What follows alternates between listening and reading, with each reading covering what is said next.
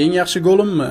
Mallorkaga qarshi 2022-2023 mavsumda men Vini Juniorga aylanib qolganman. Men futbolchilarni driblingda ortda qoldirdim va nima bo'layotganini o'zim ham tushunmadim. Bu golni bir kun davomida qayta-qayta ko'rganman. Mening ovozim haqidagi mashhur videomi? Men buni hech qachon unutmayman. Xuddi Cityga qarshi hat-trigim kabi. Ovozim bilan muammolarim bor edi. Gapirish kerak bo'lganda tomog'imdagi bir nosozlik bor edi va menga doimo operatsiya qilish tavsiya qilinardi. Biz oddiy oila edik va operatsiya uchun mablag'imiz yo'q edi. Bu o'smirlik davridagi vaqtinchalik holat deb o'ylardik. Bu o'tib ketadi deb kutdim, lekin o'tmadi. Qachon o'zgarganini bilmayman, lekin o'shanda aniq o'zgarmagandi. Hozir Xudoga shukrki o'zgargan, lekin o'shanda juda qiynalganman. Agar videoni bugun ko'rsam, uning ustidan kulaman. Lekin o'sha paytda men bola edim va bola uchun ijtimoiy tarmoqlardan foydalanib har bir kishi uchun sog'lig'idagi muammo ustidan masxara qilinayotganini ko'rish bu juda ham og'riqli.